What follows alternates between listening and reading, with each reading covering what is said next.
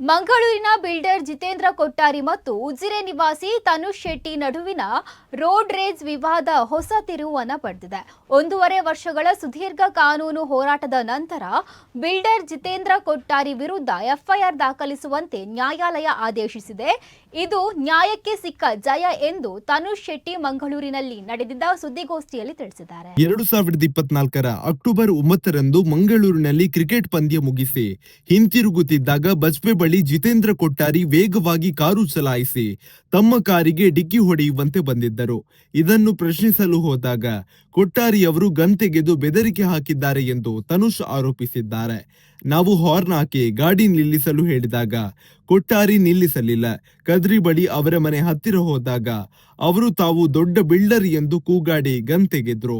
ಅವರ ಮಗಳು ಕೂಡ ಇವರನ್ನು ಶೂಟ್ ಮಾಡಿ ಸಾಯಿಸಿ ಎಂದು ಕಿರುಚಾಡುತ್ತಿದ್ದಳು. ನಾವು ಆತ್ಮರಕ್ಷಣೆಗಾಗಿ ಅವರ ಕೈಯಲ್ಲಿದ್ದ ಗನ್ ಮತ್ತು ಕಂಬಳದ ಬೆತ್ತವನ್ನು ಕೆಳಗೆ ಬೀಳಿಸಿದೆವು ಎಂದು ತನುಷ್ ಹೇಳಿದ್ರು. ಅಂದು ಪೊಲೀಸರು ನನ್ನ ಹೇಳಿಕೆಯನ್ನು ಪಡೆಯದೆ ಕೌಂಟರ್ ಕೇಸ್ ದಾಖಲಿಸಲು ಅವಕಾಶ ನೀಡದೆ ಏಕಪಕ್ಷೀಯವಾಗಿ ನಡೆದುಕೊಂಡಿದ್ರು.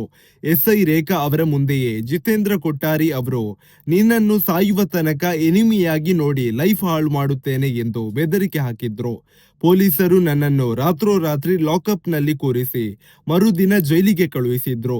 ಜೈಲಿನಲ್ಲೂ ನನಗೆ ಜೀವ ಭಯವಿದ್ದ ಕಾರಣ ವಿಶೇಷ ಭದ್ರತೆ ನೀಡಲಾಗಿತ್ತು ಎಂದು ತನುಷ್ ನೋವು ತೋಡಿಕೊಂಡ್ರು. 15 ದಿನಗಳ ಬಳಿಕ ಜೈಲಿನಿಂದ ಹೊರಬಂದ ನಂತರ ನಾನು ನ್ಯಾಯಾಲಯದ ಮೊರೆ ಹೋಗಿದ್ದೆ. ಘಟನೆ ನಡೆದ 1.5 ವರ್ಷದ ನಂತರ ಈಗ ನ್ಯಾಯಾಲಯವು ಜಿತೇಂದ್ರ ಕೊಟ್ಟಾರಿ ವಿರುದ್ಧ ಎಫ್ಐಆರ್ ದಾಖಲಿಸಲು ಸೂಚಿಸಿರುವುದು ನನಗೆ ಸಂತಸ ತಂದಿದೆ.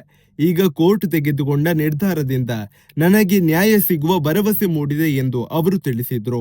ಈ ಇಡೀ ಪ್ರಕರಣದ ಸತ್ಯಾಸತ್ಯತೆ ಹೊರಬರಬೇಕಾದ್ರೆ ಪಾರದರ್ಶಕ ತನಿಖೆಯ ಅಗತ್ಯವಿದೆ. ಘಟನೆ ನಡೆದ ಬಗ್ಗೆ ರಸ್ತೆಯ ಸಿಸಿಟಿವಿ ದೃಶ್ಯಾವಳಿಗಳು, ಗಲಾಟೆ ನಡೆದ ಸ್ಥಳದ ಲೈವ್ ಫುಟೇಜ್ ಮತ್ತು ಪೊಲೀಸ್ ಠಾಣೆಯ ಸಿಸಿಟಿವಿ ರೆಕಾರ್ಡಿಂಗ್ಗಳನ್ನು ಬಹಿರಂಗಪಡಿಸಬೇಕು.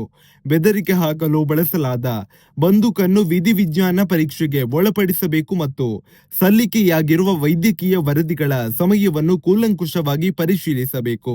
ಪ್ರಭಾವಿ ಬಿಲ್ಡರ್ ಪರವಾಗಿ ತನಿಖೆ ವಾಲದಂತೆ ಸ್ವತಂತ್ರ ಮತ್ತು ನಿಷ್ಪಕ್ಷಪಾತ ತನಿಖೆ ನಡೆಸುವ ಮೂಲಕ ನ್ಯಾಯ ಒದಗಿಸಬೇಕು ಎಂದು ಆಗ್ರಹಿಸಿದ್ದಾರೆ. ಈ ಸಂದರ್ಭ ಸಾಮಾಜಿಕ ಹೋರಾಟಗಾರ್ತಿ ಪ್ರಸನ್ನ ರವಿ ಇದ್ರು. ಸೊ ಹೋದ ತಕ್ಷಣ ನಾವು ಹೇಳಿದ್ವಿ ನಮಗೆ ಎಫ್ಐಆರ್ ಮಾಡಬೇಕಾಗೀಗ ಅಂತ ಹೇಳಿ. ಬಟ್ ಎಸ್ ಐ ರೇಖಾ ಅವರಿದ್ದರು ಆ ಸ್ಟೇಷನಲ್ಲಿ. She didn't take any action. ಅದಾದಮೇಲೆ ಜಿತೇಂದ್ರ ಕೊಟ್ಟಾರಿ ಅವರ ಹೆಂಡತಿ ಮತ್ತು ಮಗಳು ಬರ್ತಾರೆ ಒಂದು 10-15 ಮಿನಿಟ್ಸ್ ಬಿಟ್ಟು.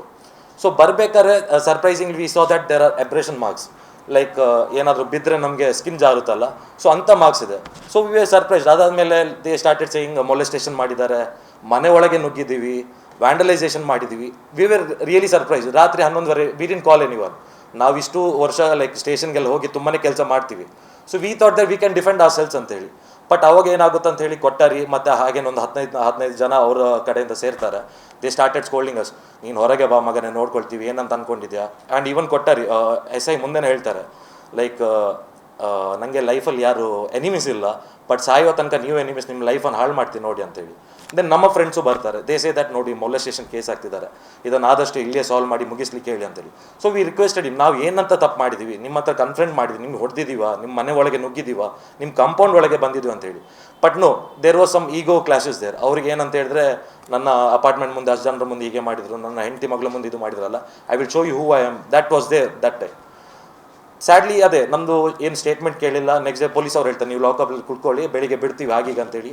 ಮೆಡಿಕಲ್ ಕರ್ಕೊಂಡೋದು ಅಲ್ಲಿಂದ ಡೈರೆಕ್ಟ್ ಇದು ಕೋರ್ಟಿಗೆ ಕರ್ಕೊಂಡೋಗಿ ನಮ್ಮ ಜೈಲಿಗೆ ಹಾಕ್ತಾರೆ.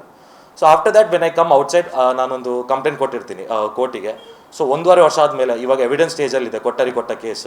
I am very happy that court ಅವರು ಒಂದು ಲೈಕ್ ಸ್ಟೆಪ್ ತಗೊಂಡಿದ್ದಾರೆ. ತನುಷ್ ಕೊಟ್ಟ ಇದು ಪ್ರೈವೇಟ್ ಕಂಪ್ಲೇನನ್ನು ಎಫ್ಐಆರ್ ರಿಜಿಸ್ಟರ್ ಮಾಡಿ what is their side of statement ಅಂತ ನೋಡಿ